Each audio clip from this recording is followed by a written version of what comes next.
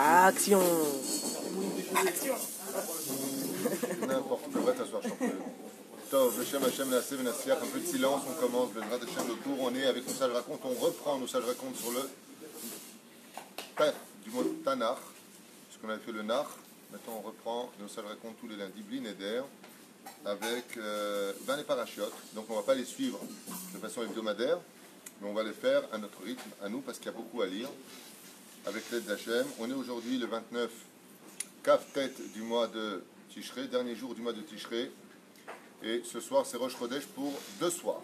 La reine Rosh Chodesh Rejvan, à partir de ce soir, mardi et mercredi, la reine Tovim ou Shalom. Un shiur qui sera dédié, puisqu'il a été acheté par, juste un instant, pour l'Ilou Nishmat de Ora, Buena Bat Rachel Zichrona Livracha. Donc c'est pour elle que le shiur a été acheté ce matin. Que cette étude fasse monter son âme Gavoa, Gavoa, Me'od, Me'od, Be'ezrat Hashem. Veille, on a notre liste de Refoua Shlema. Moratimi, Akdosha, Batora, Ginette, Shoshana et Michel, Malka, Benot, Mesaouda. Adi Batela, Shirel, Bat Perla, Simcha, Bat Alison, Mazal, Sarah, Talia, Bat Frat, Myriam, à qui on souhaite vraiment une grande Refoua Shlema et définitive. Meir et Sarah Soufan, Yirmiyahu Ayakar, qu'on embrasse très fort, Abraham Ben Mesaouda, Ben Arosh, Fredj, juste un instant, Fredj, il y a un J, voilà. Fredj Ben Asher, Naomi Naama Bat Noah qui se va opérer demain, non aujourd'hui, Edet Bat Simcha, Eliaou Amar Ben Ali Simcha, Shimshon Ben Shimon et Salomé Rachel Perlachaya Bat Miriam, avec eux tous les malades d'Israël.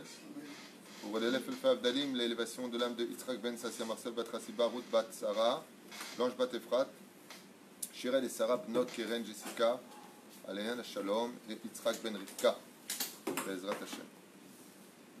Chez Ser, Surot Tovot, Yeshua Ben Echamot, et puis aussi un cours qui sera dédié pour Eric Ben Tolila.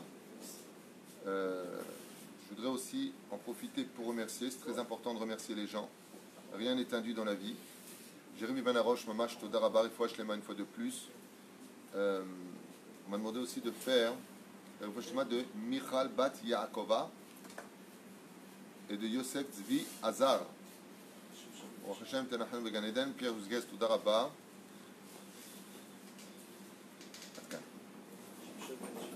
J'ai dit déjà depuis longtemps. Tov. Ketz Kol Basar Balefanav dans la paracha de Noach. Donc on fait nos sages racontes, on va rester avec la paracha de Noach certainement plusieurs lundis, puisque c'est long à lire, pour comprendre un petit peu, comme si on avait une caméra. Nos sages racontes, c'est-à-dire que, à travers les initiales, comme je vais déjà expliquer, les initiales, les guématriotes, ce qui figure dans la Torah, de façon codée, on peut comprendre ce qui s'est passé. Il y a des choses que nos sages nous ont livrées de Roi HaKodesh, et il y en a d'autres qui ont été déduites de par la Torah elle-même, avec des preuves cartésiennes que Béhémet, ça a pu se passer comme ça et pas autrement. Par rapport à ce que la Torah va nous livrer au niveau de la grammaire utilisée par cette Torah de vie que nous avons eu le mérite de recevoir, Baruch Hashem, Or Sinai. Alors, ce que j'ai devant moi, Otsar Agadot Torah, c'est un livre très connu. C'est pas un livre secret qui réunit le maximum de renseignements des Gmarot, Bavli et Yerushalmi, Midrash Tanchuma, et d'autres. Moi j'aime bien ce livre-là parce qu'il est simple, mais il est très riche. Il rapporte beaucoup de secrets. C'est un petit peu à l'image de Midrash raconte, mais avec moins de métaphores. C'est Tachles, qu'est-ce qui s'est passé réellement? Comme si on aurait mis une caméra derrière les gens dans la rue à cette époque. Qu'est-ce qu'ils ont fait? Qu'est-ce qui s'est passé? Pourquoi? Parce que Masa'avat Siman Abanim, il faut savoir que tout comme le pshat est un enseignement pour nous, le sod est un enseignement pour nous, eh bien le midrash est un enseignement pour nous. D'abord, la première chose que je voudrais vous dire, qu'est-ce qu'on retient de la paracha de Noach? Il était sadique. Hein? Il est sadique. J'ai pas dit qu'est-ce qu'on retient de Noach. J'ai dit qu'est-ce qu'on retient de la paracha de Noach, de cet événement-là qui se passe. Maboul. Qu'est-ce qu'on apprend du Maboul?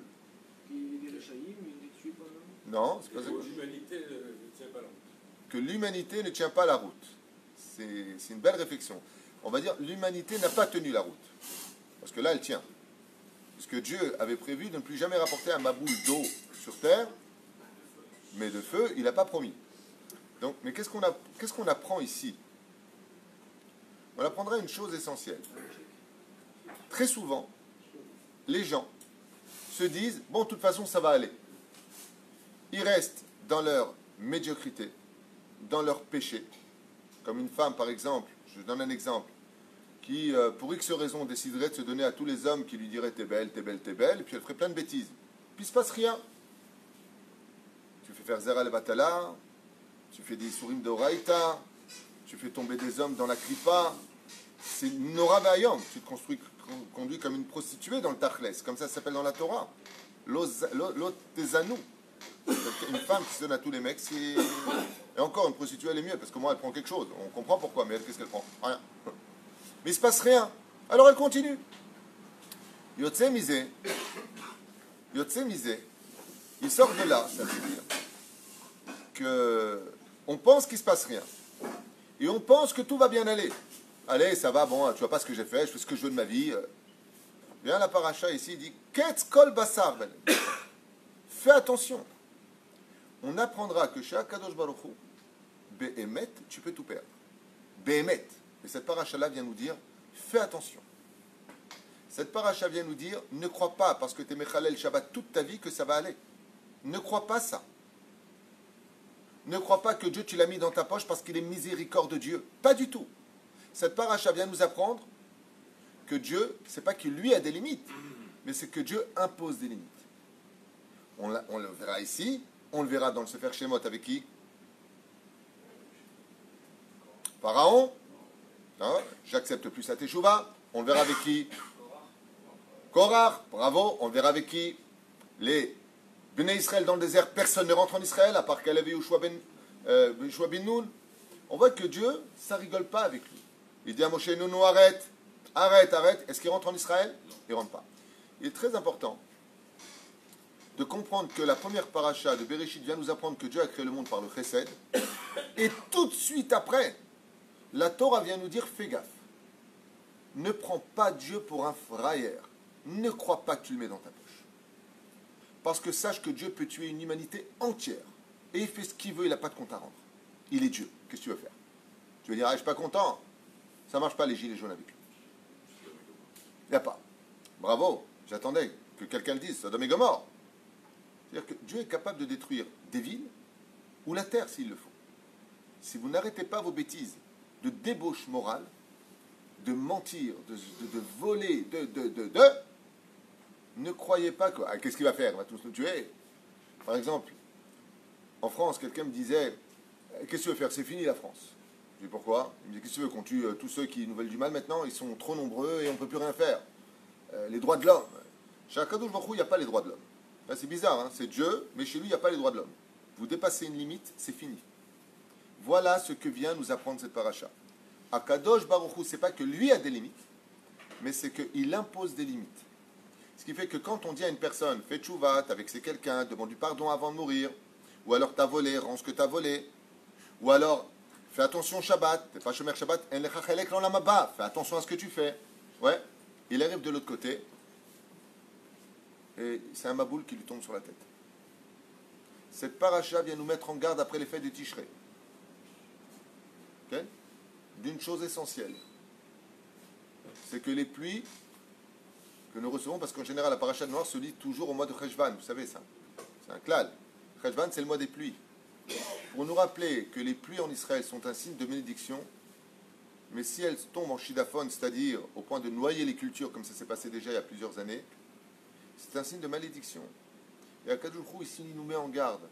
Il va chercher un moment qui est le tzaddik et quelle personne sera capable de faire vivre cette génération. Et pourquoi on a eu un petit peu de s'inquiéter et de ne pas s'inquiéter? Parce qu'il n'y a pas de désespoir, bien sûr. C'est parce que, je ne sais pas si vous avez remarqué, mais qui recherche ici Hachem? Un tzaddik. Oui ou non? Ok. Tous les tzaddikim de notre génération, les gdolim, à un tel point que le Rav Kanievski a dit de sa bouche, Notarti levadi. Tous les grands sont morts. Tous les grands tzaddikim sont partis de ce monde. Tous. Pour certains, ils n'ont même pas laissé d'enfants pour les remplacer. Même pas. Le Rav Shach est parti. Comment s'appelle son fils qui le remplace? Personne ne connaît. À part ceux qui le... Mais personne ne connaît. Le rabbi, il n'a même pas eu d'enfant, le pauvre. Je sais ce qu'il fait. Alors bien entendu, dans la chassidut, on va dire, ben Vadaï qu'il n'y a plus. Pourquoi? Il faut libérer le trône, c'est le Mashiach qui vient. Bravo, Hazak. C'est du Midrash. Qui vivra verra. Mais en attendant, on a un problème. C'est que Kippat Barzel, nos chachamim qui nous protègent, les gdolim, Rav Shteiman, Zecher Tzadik Kadosh Ivracha, Alach le Bet Olamo, qui le remplace? Personne. Les gdolim s'en vont, il n'y a plus personne. Ça ne doit pas nous inquiéter plus que ça, parce qu'il n'y a pas de désespoir, mais on devrait vite, nous par contre, comprendre qu'on a perdu une assurance. On n'a plus de gdolim. On n'a pas une relève. Ben, c'est la première fois de l'histoire qu'il n'y a pas de relève. Et alors, je te dis, le Rav Kaneski, quand est décédé le dernier grand tzaddik qui est parti, là, le Sterlitz, j'ai oublié son nom. 350 000 personnes à son enterrement. J'ai oublié son nom. Karelitz. Oui, voilà, Karelitz. Amen. Le Rav Kanevski s'est mis à pleurer, il a dit Notarti Levadi, si je pars demain, Nigmar.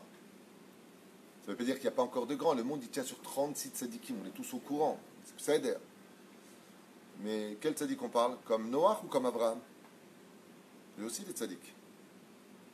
Pour Shadavar que on doit être heureux, on doit être saméach, mais on doit être sur nos gardes.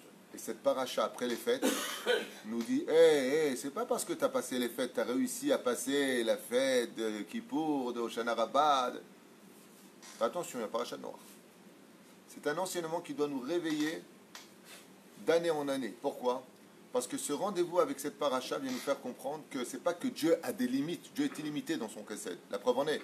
S'il te tue dans ce monde, c'est pour te réincarner, pour que tu réussisses ta vie. Donc, c'est que du chesed. Mais en attendant, ça fait des gens qui pleurent. Ça fait des mondes détruits, des familles qui s'effondrent.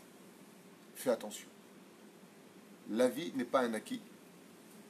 Et tes avérotes, c'est pas parce qu'elle ne te donne pas pour l'instant des conséquences, comme les défilés d'homosexuels que l'on voit à l'image de ce que va nous raconter le Midrash, que les hommes avec les animaux, les hommes avec les hommes, les femmes avec les femmes, c'est marqué dans la Torah, c'est pas de moi. La Torah nous dit ça.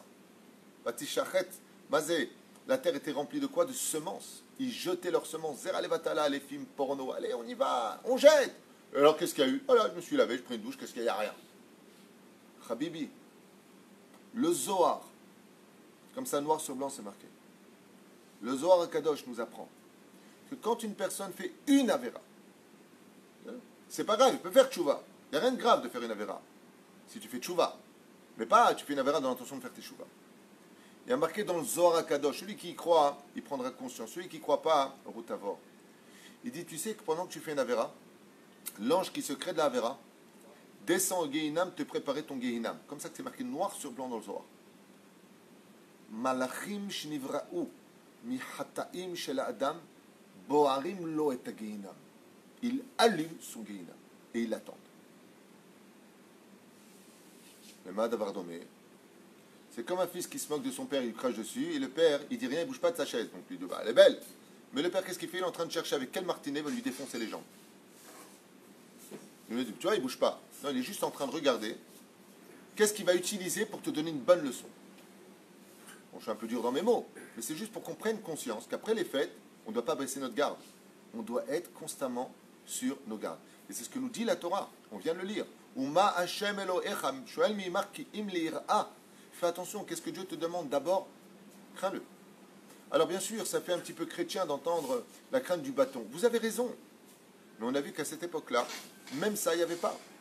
On le dit, Mesilat Yesharim, Irat Hashem et Irat Aromimut. C'est vrai qu'il faut avoir crainte de décevoir Hashem, c'est le plus haut degré. Mais on est dans une génération aujourd'hui où on n'a même pas peur du bâton, qui est le premier degré du Chamor, qu'on appelle. Ah, t'es un âne pour avoir peur du bâton. Quoi, c'est au Gehinam que tu penses, c'est au Gilgulim que tu penses. Tu ne penses pas que tu es déçu Hashem? Bien sûr que c'est à un haut niveau. Mais on voit ici que la Kadosh Baruch Hu, il va nous donner une grande leçon de morale. Qui rentre dans la Teva? On l'a lu tout à l'heure au Sefer Torah. Les couples. Celui qui était resté marié. Celui qui a été intelligent, qui s'est marié comme la Torah le demande. Qui a vécu en couple. Les couples rentreront. 2 par 2. Et les animaux purs par 7 à cause des sacrifices. Mais ça veut dire quoi? Les autres, ils étaient quoi? Ben, ils étaient mariés avec toutes les femmes, avec des mamzerim. Il n'y a pas plus fort que l'amour, je meurs avec toi, t'es marié, je m'en fiche, je te prends. Je te prends toi, puis je te prends toi. Tiens, une jument, allez, je te prends. Tiens, une chèvre, ben, pourquoi pas. Deux remarques que je peux répéter.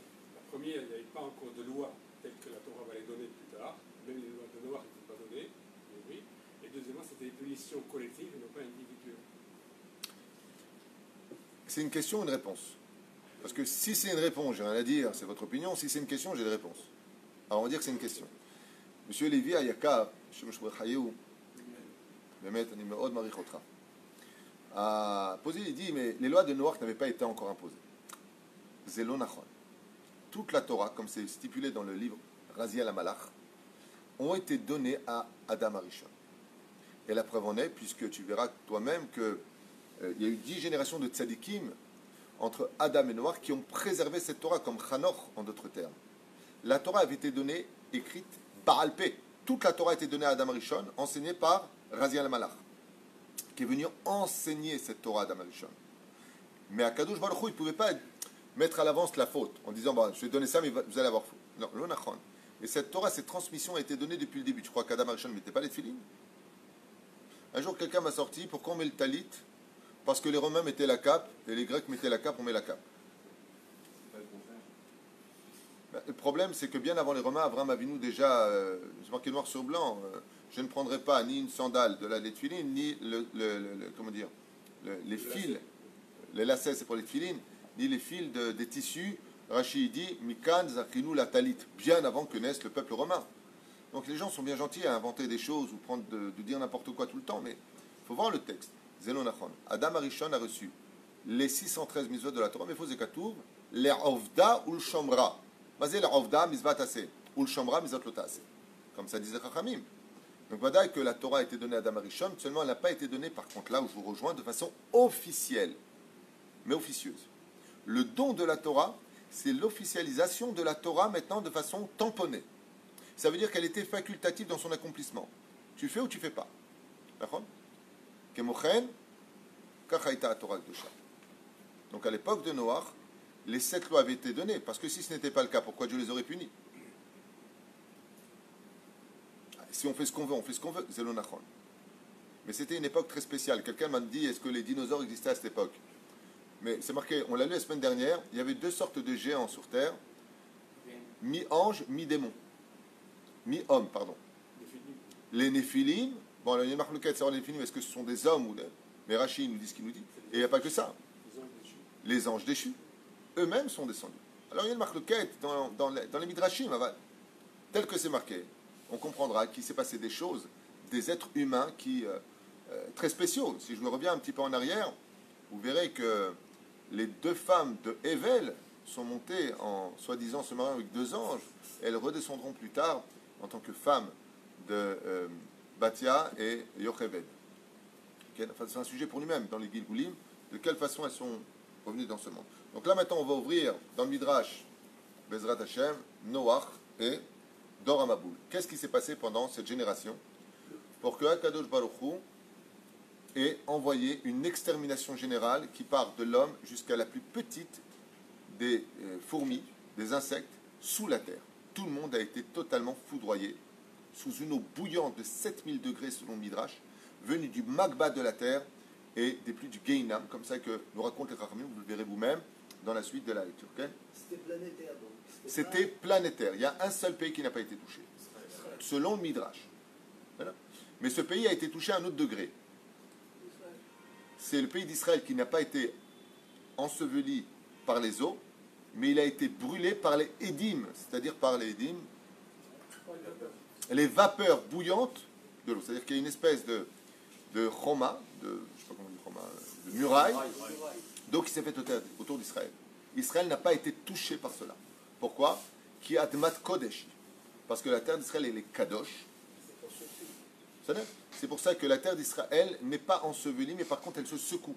On a lu là, pour la fête de Sukkot, que Dieu viendra secouer le tapis. La terre d'Israël comme un tapis. Donc Israël, elle est constamment secouée. On risquerait d'avoir des tremblements de terre importants. Pourquoi? Parce que la Kadosh Baruch Hu, quand il en a ras-le-bol, qu'il va enlever toute la poussière du pays, ben, il secoue son pays. Ici, on est chez Dieu.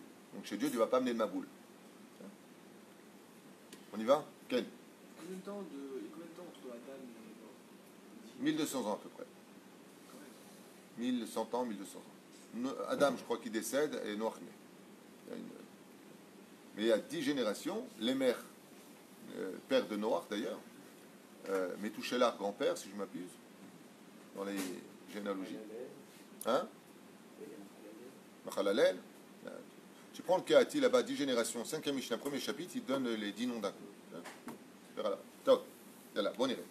Métouchélar. Alors, Métouchélar, The Tzadik. Vous savez que Métouchélar fait partie des gens qui ont vécu le plus longtemps. Vous savez combien de temps il a vécu?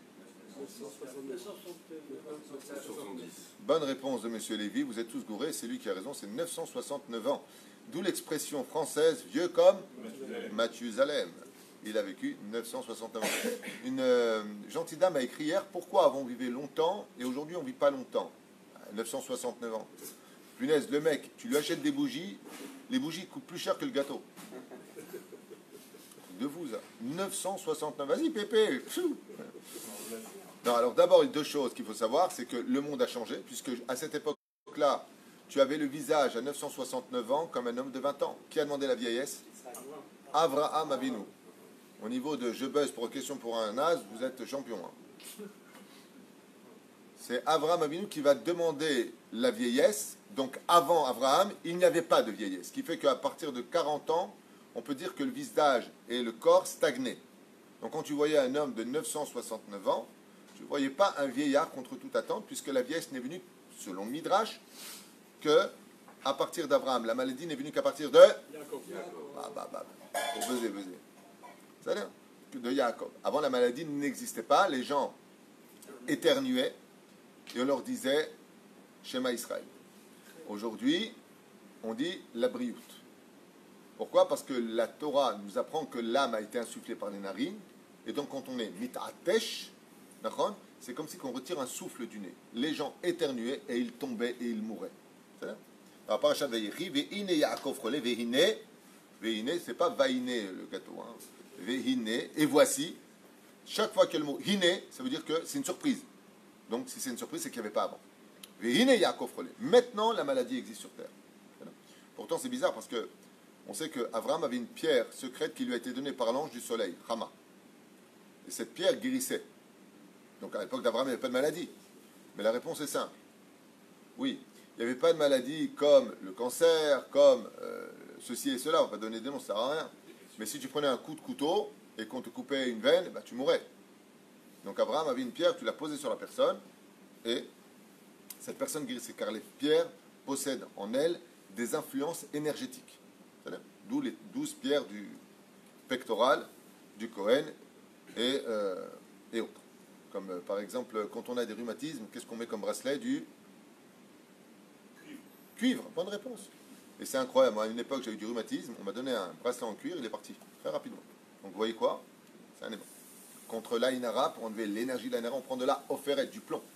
Le plomb absorbe les mauvaises énergies. Chaque chose a... Le diamant absorbe les doigts des femmes.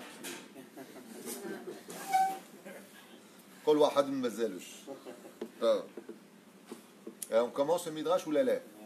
Allez, on y va. On commence avec Metouchelach. Peut-être un petit peu avant, peut-être, je voudrais juste voir. Non, Chanoch Isha Elokim. Metouchelach beno shel Chanoch. Donc Metouchelach était le fils de Chanoch. Alach av u bedarche avi ve'asa yashar ve'atov b'nei Hashem.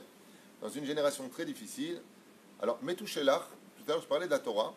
Le Midrash nous apprend que Metouchelach étudiait Shesh Me'ot Sidre Mishnayot. Combien on en a aujourd'hui? Shisha, 6. À l'époque de Metouchelach, il étudiait 600 traités de Mishnayot. Différent. Donc pourquoi est-ce que Béhémet, les âges ont diminué? Pourquoi la Torah a diminué? Parce que Dieu pensait que l'homme serait un peu plus intelligent que la bêtise de son Yetzer Hara. Et donc, comme il a vu que l'homme fautait beaucoup, si en 70 ans, 80 ans, 90 ans, il revient avec des milliards d'avérotes, imagine s'il lui donne 1000 ans de vie. Donc, c'est normal que Dieu ait restreint la vie, parce que Dieu ne veut pas que tu fautes. D'où est-ce qu'on apprend ce klal de la Gemara dans Sanhedrin? quand vous avez un enfant qui est sorer ou moré, le Beddin le met à mort avant 13 ans. Pourquoi? Il dit pour qu'il faute le moins possible et qu'il ne soit même pas jugé qu'il est son monde futur, parce qu'il ne changera pas. Quand on sait qu'une personne ne changera pas, on le met à mort. Tu vois ce qu'on apprend ça aussi de Moshe.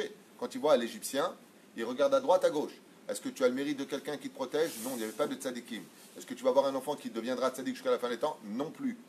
Mieux vaut que tu meurs tout de suite. Pourquoi? Au moins tu arrêtes l'hémorragie. Alors le mot mort à nos yeux, il fait peur. Parce que quoi, mourir? On ne meurt pas. Mourir, c'est sortir du corps, l'étui dans lequel on était, pour rentrer dans un autre étui qu'on appelle la réincarnation. Donc au niveau de ce qu'on entend, ça fait peur, parce qu'on ne voit plus les gens, ils sont sous terre. Au niveau du ciel, mourir, c'est juste passer d'une pièce à une autre pièce. On remet un peu les choses dans le contexte. C'était un tzaddik gamour, Metouchelar. Beota et lakach Metouchelar isha livno lemer v'yalda lo ben. Quelle était l'inquiétude de ces tzadikim à cette époque de débauche?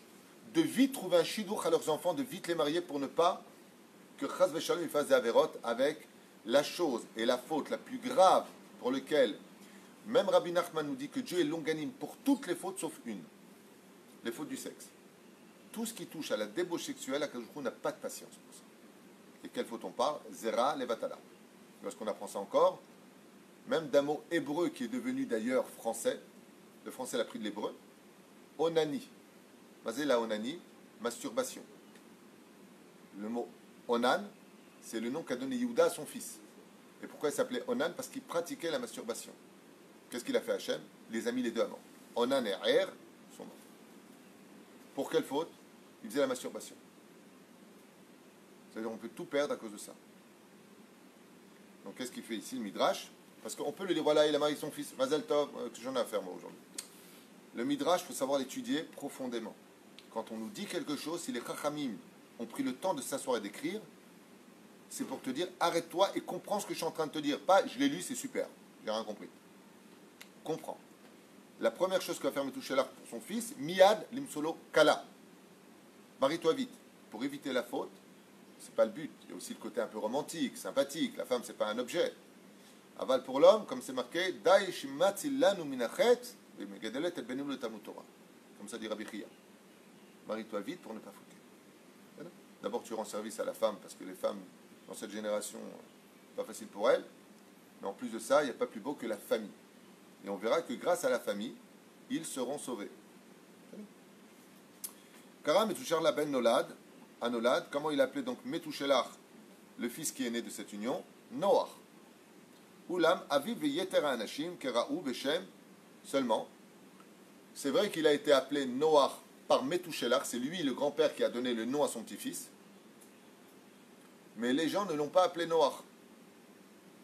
Ils l'ont appelé Menachem.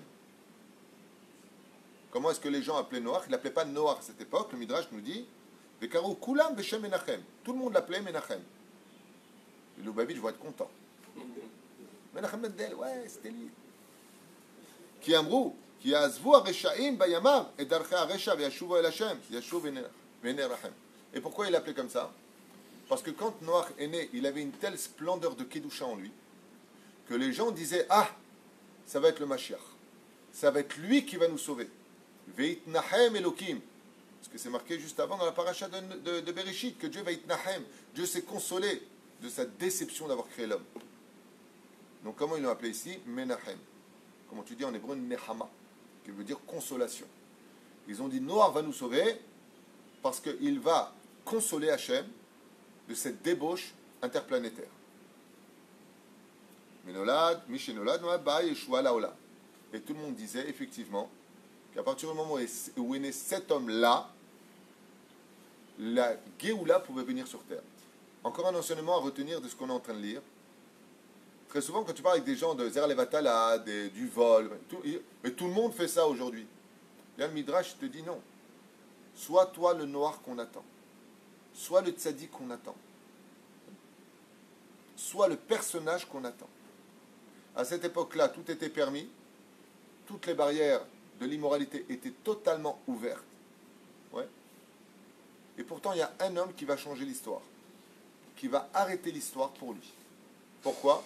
Parce qu'il ne va pas suivre comme un troupeau une situation qui était immorale. Il va rester tzaddik malgré la situation. Une étoile dans l'obscurité. et une étoile qui va briller très très fort. Katsru ma she'azru, she'zar'u, velo kemo bedor eno she'ayu zar'im hitim ou le hitim kor. Et où est-ce qu'on voyait des simanim que Noach était vraiment vraiment un tzaddik? Il dit parce que jusqu'à la naissance de Noach, la malédiction par excellence de Adam et Rishon de tu sèmeras et ne récolteras pas, s'est arrêtée à ce moment-là. Dès qu'est né Noach, les gens, regarde comment Dieu les remplit de miséricorde. Ils semaient et d'un coup le blé poussait tout de suite. Waouh! Ils ont dit ça, c'est depuis la naissance de Noach. Donc Akadosh il a donné des simanim. Tandis qu'avant, ils plantaient comme ça et ils venaient récupérer quoi? Des petits grains de blé parmi des centaines de ronces. Est venu Noach, tous les champs étaient devenus verts. Est venu Noach, tous les blés étaient parfaits. Est venu Noach, les raisins étaient juteux. Tout était parfait. Donc tout le monde s'est intéressé à la naissance de ce prodige qu'on appelait Noach.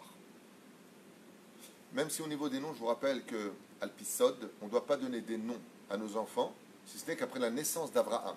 Donc Adam, Noach sont des noms à éviter, selon les Chachamim. Ce n'est pas assourd, ce n'est pas une catastrophe, Aval, c'est à éviter. Seulement à partir du premier père du judaïsme, père de la nation juive, Abraham, on peut commencer à nous dire. Aval, Noach, Menachem, oui, c'est pas.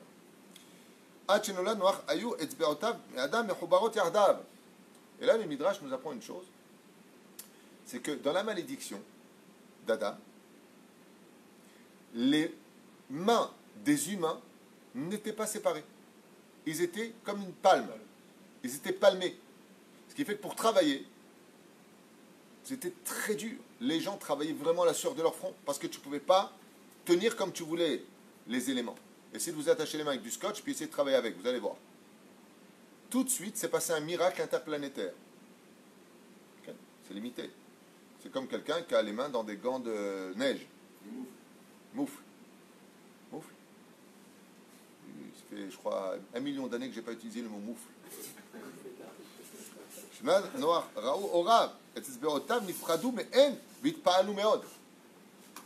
Et quand est né Noach, tous les doigts de tous les humains se sont enfin détachés. Zeret, Kemitsa, Ama, Etzba, Agutal.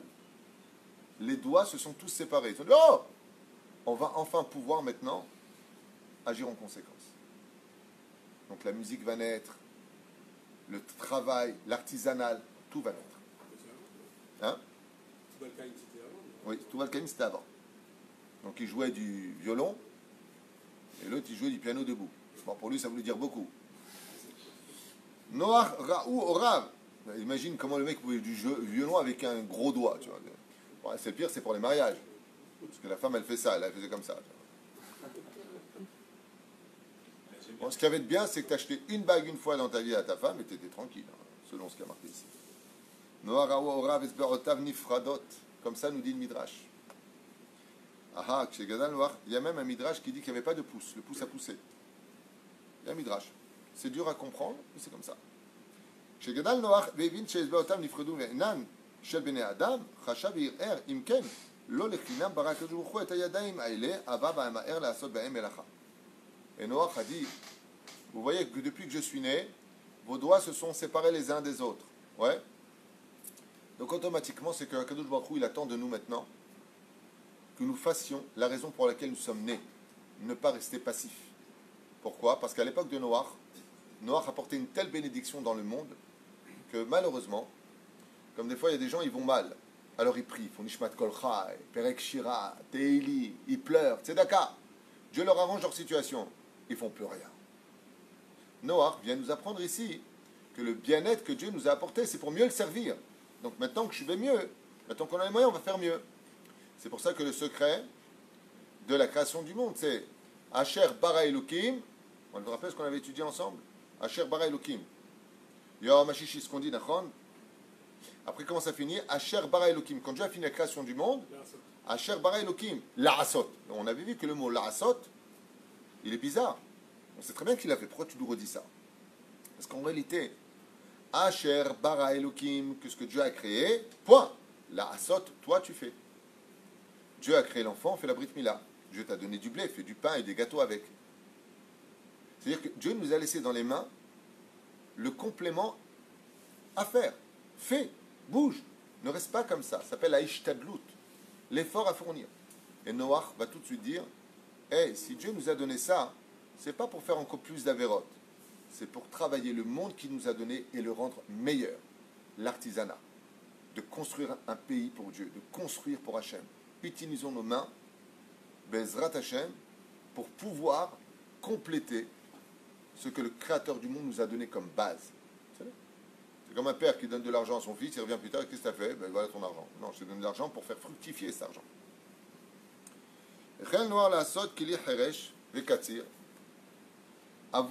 Avour avodat ha'adama, et quelle est avodat ha'adam? Et Noach va commencer à créer lui-même les premiers ustensiles pour la terre. C'est uniquement à partir de lui que ça va exister. Ce qui viendra, parce qu'avant, qu'est-ce qui se passait? Ils creusaient avec leurs mains. Ils n'utilisaient pas réellement des outils. Tout de suite, Noach va créer les premiers outils utiles grâce à son intelligence et le fonctionnement maintenant de l'homme. Donc on comprend de là une chose. Comment se fait-il que Dieu n'aurait pas créé l'homme comme ça avec des doigts? Pourquoi? Parce que la seule chose qu'on devait faire, c'était prendre le verre et boire. On ne devait pas travailler. On devait être servi. Maintenant, on comprendra qu'il faut que tu ailles te servir.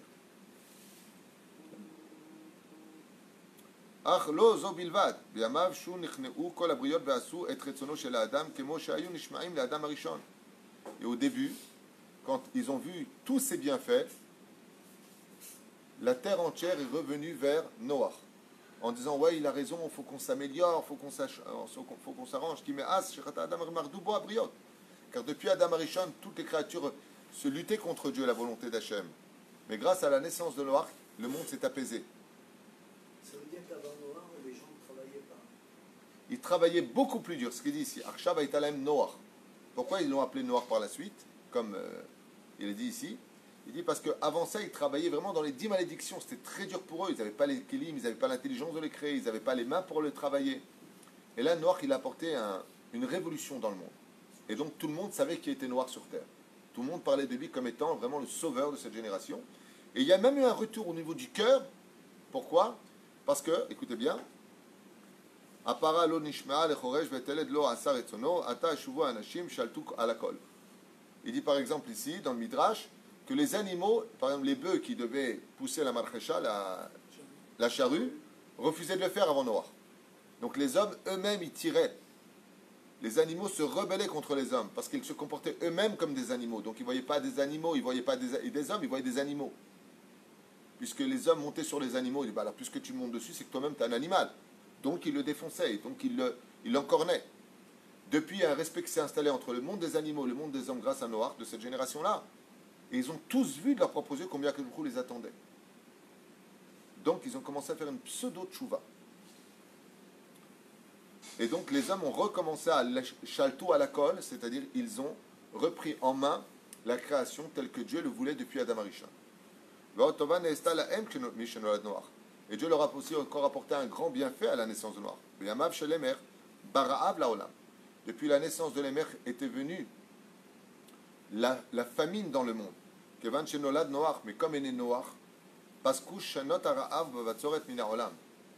et le jour de la naissance de Noach, toute la terre s'est remplie de tous les fruits, de toutes les nécessités humaines pour cette époque.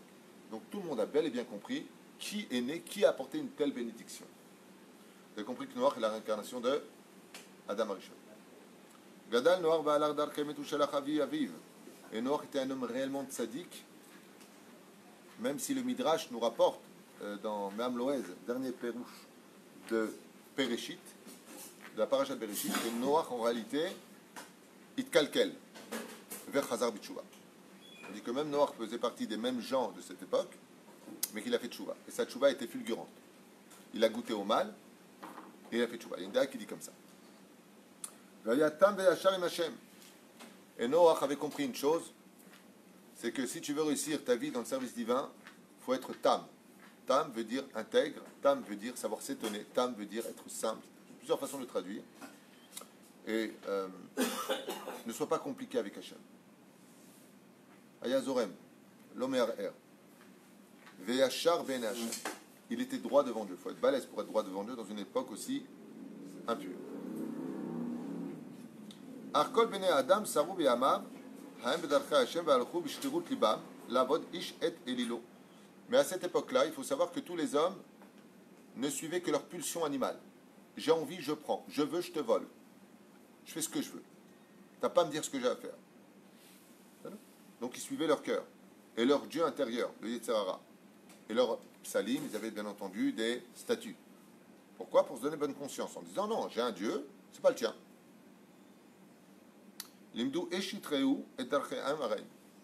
Et ils avaient l'habitude d'enseigner dans les écoles la débauche sexuelle. C'est-à-dire quand les enfants ils venaient pour apprendre, c'est pas Charlemagne selon le Midrash qui a créé l'école, mais ils avaient l'habitude d'enseigner à leurs enfants que la débauche, c'était la moralité. Qu'un homme pouvait devenir une femme pouvait devenir un homme, ça veut dire contre nature. On peut appeler papa et papa maintenant, ou maman et maman. Quand tu vas aux toilettes, tu as marqué homme, femme, trans. Si nos grands-parents avaient vu une chose pareille, ils auraient pleuré. Parce qu'il y avait encore un peu de moralité à l'époque de nos grands-parents. Aujourd'hui, c'est qu'est-ce que t'as, toi? Qu'est-ce que tu parles, toi? Les droits de l'homme, qu'est-ce que t'en fais? On fait ce qu'on veut. L'histoire se répète constamment. Mais cette paracha va nous apprendre, ça ne marche pas comme ça. Pas de nous, hein. Je suis contraint à faire à personne. Dans le ciel, ils ne sont pas d'accord. Mitor shechayu chaim kalim. Et malheureusement, étant donné que la vie était devenue vachement facile pour eux, et que le Créateur du monde leur a tout donné sur un plateau, nasu chayem kelo kelim itrilum mafnim libam levatala. Et comme le travail était devenu beaucoup plus facile, ils sont retournés dans la fainéantise. Tout était à portée de main. Tout avec le shalat, la télécommande. Tout était devenu tellement simple, tellement facile. Et l'ennui mène automatiquement à la faute. C'est pour ça qu'Adam s'est mis de la hasok. La hasok, misha hasak batora. La hasok, ça veut dire être occupé. Il faut toujours qu'un homme s'occupe. Okay? La technologie, c'est mauvais en fait. La technologie est excellente et elle est la plus mauvaise des choses. D'abord, elle a créé énormément de chômage au niveau du mauvais. Deuxièmement, elle nous sert tous sur un plateau, ce qui fait qu'aujourd'hui, on n'a plus besoin d'aller chercher nous-mêmes. Avant, on faisait nos courses avec nos femmes, nos enfants. Regarde, papa, il dit Nesquik, machin, un truc. Ouais. Aujourd'hui, tu es chez toi, tu fais les courses dans ton fauteuil, on te les livre. Avant, on allait faire les boutiques, il y avait des canonymes, les gens pouvaient gagner leur vie. Tu voyais, tu essayais. Aujourd'hui, avec ton ordinateur, ton téléphone portable, tu fais ça. Aujourd'hui, en Israël, tu n'as plus besoin d'aller à la banque pour les chèques. Il n'y a plus de pkidim. Vous allez à la banque à Polim, il n'y a plus personne, c'est des robots. Truc de malade. Tu prends ton chèque, tu le photographies avec ton appareil et tu l'encaisses. Moi, aujourd'hui, tu ne peux pas faire la même chose avec les billets. Tu prends ton billet, tu fais une photo, tu l'envoies, tu gardes le billet dans la poche. C'est bien ça. En Israël, on en est là. Ben, qu'est-ce que ça a créé? Je parlais la semaine dernière avec une pkida qui est là-bas pour les prêts, pour essayer de trouver une solution pour le kollel. Et elle me dit, j'espère qu'ils ne vont pas créer un robot pour ça aussi, quoi. Parce qu'il y a énormément de gens. Donc, il y a le côté où avant, on avait besoin de Koach Adam, on avait besoin de l'homme. Aujourd'hui, on est en train de faire comprendre à l'homme qu'on n'a plus besoin de lui. Donc, c'est une économie vis-à-vis des patrons, mais c'est une ruine vis-à-vis des ouvriers. Parce que l'artisanat est en train de disparaître. Et donc, là, il y a un problème. De l'autre côté, le monde va plus vite. Est-ce qu'on est plus heureux? Non. Non. On est dans un monde où on est beaucoup moins heureux que nos parents, qui avaient beaucoup moins que nous. On peut apprendre après plus la Torah, en plus après. Alors, ça, c'est le côté positif et tu as trouvé, bravo, tu as trouvé la raison pour laquelle Dieu a laissé le modernisme intervenir dans le monde. C'est pour qu'on soit beaucoup plus libre à l'étude de la Torah. Mais qu'est-ce qu'on fait de ce temps libre? On regarde plus de films. Tu piges? C'est-à-dire qu'au lieu d'utiliser cet avantage à bon escient, il est utilisé pour plus de bêtises. À un tel point que les portables, par exemple, nous ont volé la chose la plus importante de l'histoire. Je finirai avec ça pour aujourd'hui, pour m'arrêter sur ce point-là. Vous savez, très souvent, on pose la question, mais je ne comprends pas. Adam et Ève, ils avaient tout. Adam et Ève, ils avaient tout. Pas dire qu'ils n'avaient rien, ils étaient au Gan Eden. Ah, image, au Gan Eden. La paille dans la citronnade. Elle est belle. Est-ce que vous seriez capable de me dire qu'est-ce qui leur manquait? Non. Le travail, Non. Les parents. l'effort. Bravo. J'en ai déjà parlé? Ok. Des fois, je ne sais même plus à qui je parle. C'est le midrash que vous avez envoyé. Ah, voilà, c'est ça. Ah, bah voilà. Bravo. Hazak ou bravo, monsieur Lévy. La seule chose qui manquait exactement, parce que j'ai refait une analyse de cela, la seule chose qui manquait à Adam et Ève, ben, c'était les parents. Pourquoi le respect des parents est tellement mis en avance dans la Torah? Le respect des parents, le respect des parents. Parce que Adam et Ève n'ont pas grandi en famille. Ils ont grandi directement en tant que couple. Il n'y avait pas de famille. Et on verra que la Torah va s'inquiéter constamment à l'esprit de famille. Par exemple, quand Noé va rentrer à l'intérieur avec sa femme, ses enfants et leurs femmes. On insistera beaucoup pour que chaque animal rentre avec sa femelle. C'est l'esprit de famille. Les portables et le modernisme nous ont volé la famille. Aujourd'hui, une des raisons pour lesquelles, par exemple, avant, pourquoi les femmes avaient un peu peur de divorcer? D'abord, il fallait retrouver un mec, et puis patati patata, tout ce que tu veux. Mais c'était dur pour le soir, quand une femme, elle rentre, la femme est écrite pour l'homme. Elle rentre, elle fait quoi? Bon voilà, manger un bout de camembert, une petite baguette, autant qu'elle trouve quelqu'un d'autre, faire sa vie, que Dieu l'aide. Pas là pour juger, j'explique l'idée. Mais aujourd'hui, qu'elle soit mariée ou pas, homme comme femme, comme enfant, on est avec nos portables et on regarde des films. Et l'autre dit, oh, je suis là. Bon, je vais me coucher, chérie. Ouais, vas-y, je reviens, je finis mon film. C'est-à-dire que notre temps est occupé par des bêtises qui ne nous apportent rien, qui nous volent des heures, toute la journée. Si je te dis par exemple, qu'est-ce qu'on a gagné de tout ce qu'on a regardé sur Internet? Tachlès aujourd'hui, voilà. On ferme la porte, la personne est sur le point de partir de ce monde. Dis-moi ce que tu as gagné. Réponse? Rien. Mais rien. Juste dire, ben ouais, bon, c'est vrai, moi j'ai passé des bons moments. T'as raison. Tu crois, mais qu'est-ce que tu as pris avec toi? Rien. Tu sais à quoi ça ressemble? Ça ressemble à un coffre-fort qui a été ouvert, pour lequel je te dis, tu as 70 minutes pour prendre le maximum d'or pour toi, après je referme la porte. Et là tu me dis, d'accord, tu t'installes pendant 10 minutes, tu te reposes. Je dis, qu'est-ce que tu as gagné de ça? Ben, je me suis reposé pendant 10 minutes, j'ai kiffé. Je dis, le problème, c'est que tu as perdu déjà 10 minutes sur les 70 minutes. Les minutes, c'est les vies, hein, 70 ans, 80 ans. C'est-à-dire que c'est vrai que de regarder un bon film, allez, un bon film par semaine. Allez, tu vas te lâcher. Allez, c'est quoi? Là, j'aime tous les jours 3-4 films. C'est pas du temps de perdu. Avant, il n'y avait pas de télécommande. C'était des ampoules dans les télévisions. J'ai connu cette époque. Tu sais combien on parlait avec nos parents? Maman, tu sais, je voudrais faire ça. Tiens, le téléphone qui sonne, dis-lui que je rappellerai. On vivait bien. Aujourd'hui, tu parles avec quelqu'un, prends le téléphone. Tu vas au restaurant. Encore, t'es jeune, toi. Va au restaurant, regarde, lève les yeux, tu deviens fou. Ils sont au restaurant, l'un en face de l'autre. Attends, ils sont sortis faire une soirée ensemble. Chacun avec son portable. Ouais, qu'est-ce que tu disais tout à l'heure? J'ai pas compris. Ouais. Alors, oh! Pendant les tfilines, tout à l'heure, j'étais en train de dire à quelqu'un, Baba, pose ton portable. Le mec, il est en pleine prière tfilines, il est en train de répondre au téléphone. Comment? À ce point-là, ça nous a volé l'esprit. C'est-à-dire qu'on perd la tête, puisqu'elle est remplie par autre chose. Notre tête à nous est partie. Et à force de voir des femmes nues sur les portables, à force de voir des gens qui gagnent une tonne d'oseille, on a l'impression d'être un raté sur Terre. Parce qu'on ne gagne pas ce qu'ils gagnent. Parce que qu'est-ce qu'ils te mettent ici? Que ce qu'ils veulent. Ils ne te mettent pas la réalité, c'est de la fiction. Les informations ne sont pas souvent vraies. Ce qui fait que d'un côté, tu regardes les informations, la histoire. Il n'y a que des viols, des voleurs, il est mort, l'accident, le train qui a déraillé. La mal rasera. Ouais. Quand tu vas dans les bonnes nouvelles, les riches, ils ont fait les émissions, les plus riches du monde, ou alors les anniversaires les plus luxueux, ou les plus belles maisons. Le mec, il regarde comme ça, il lève les yeux à la maison. La histoire. Les dernières voitures, il regarde la voiture de Colombo dehors. Mais tu as l'impression d'être un naze. C'est-à-dire que tu ne regardes même plus ta vie, tu regardes la vie des autres. Tout ce qu'il ne faut pas faire pour réussir sa vie. Tu comprends ce qui se passe? Donc ça a du bien, parce que quelque part, ça me permet de pouvoir évoluer. Tu prends Wikipédia, ça peut te permettre de parcourir des livres. Si vraiment tu veux... C'est bien, tu as raison. Mais le mal que ça engendre, c'est un peu comme les mariages. Ouais, Facebook, ça a fait beaucoup de mariages. Ouais, ça fait surtout beaucoup plus de divorces. Beaucoup plus. Ça fait peut-être 15% de mariage et 85% de divorce. Alors on va se concentrer sur les 15%. Est-ce qu'ils ont réussi leur vie? Je ne sais pas. Avant, c'était beaucoup plus simple. Avant, à l'époque de mes grands-parents, ça n'existait pas qu'un garçon il monte sa copine à la maison. Ça n'existait pas. Aujourd'hui, les enfants, ils montent leur copine, ils vont dans la chambre, ils dorment avec la nuit à côté des parents et elles lui disent, et le lendemain, ils ramènent une autre. Voilà où on en est. grâce au modernisme. Pourquoi? Parce que tout est venu, soi-disant, moral. Mais la Torah, elle ne change pas.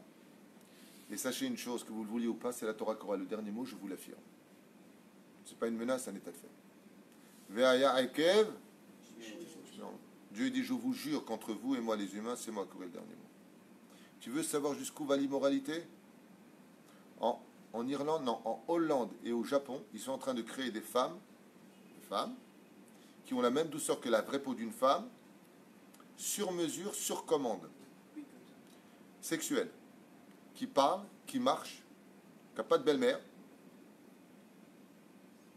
pour que le mec il vive avec un espèce de robot, et les commandes pour les États-Unis ont dépassé la possibilité de production. C'est-à-dire que les gens deviennent fous. Ils ont même créé au Japon depuis des années, ça existe, même dans tous les pays. Allô, ami, ça s'appelle. Le mec, il fait une soirée, il appelle des... Bonjour, je voudrais 15 amis, s'il vous plaît. T'as 15 personnes qui débarquent. Ouais, comment ça va? Il n'a jamais vu de sa vie. Et ils sont là pour animer la soirée, des amis. Il y a pire. Tu vas pas me croire. Si je te dis ça, tu vas pas me croire. Imagine, tu marches dans la rue, je te dis, tu veux être mon ami? Qu'est-ce que tu me réponds? Tu me réponds pas, tu te barres. Ou tu appelles la police. J'en tiens. Ça s'appelle Facebook. Tu me crois ou pas? Ce qui paraît dans Facebook, jamais été... Je sais même pas comment ça marche Facebook. Les mecs, je sais même pas comment ça fonctionne. Je sais même pas marcher dedans. Même l'appareil Facebook ici, c'est vous qui le mettez. Je sais même pas comment ça marche. Mais on m'a raconté que, ce qui paraît, tu marques là-bas, tu veux être mon ami. Vous savez ce que c'est dans la Torah, un ami? Rabbi Nachman dit, si tu as un ami dans ta vie, c'est un ami. Moi, j'ai 248 amis. Quoi? Moi, j'ai 3000 amis sur Facebook. Quel ami t'as? Tu sais même pas qui c'est. De quoi tu parles? C'est du virtuel. C'est de l'ami virtuel. Qui t'a dit que c'est tes amis? De quoi tu parles? Tout ça pour entendre tellement on vit de tzedaka, de bonté. Qu'est-ce que t'es beau, qu'est-ce que t'es belle. Ah, t'as besoin de ça, moi. Moi, si quelqu'un me dit, qu'est-ce que vous êtes beau, je lui dis, moi, t'as que ça à faire. Tu t'ennuies dans la vie ou quoi? Tu veux ma photo? Où est-ce qu'on est descendu? Avant, une fille qui était en bikini, elle prenait, non, je te montre pas la photo, je suis un peu... Aujourd'hui, elle monte sur Facebook, regarde. Et si tu le fais pas, t'es pas moral. Avant, une femme qui venait voir un rabbin, elle n'était pas très tsanoua, elle se cachait, elle avait honte. Ouh, moi, j'ai pas vu qu'il y avait un rabbin.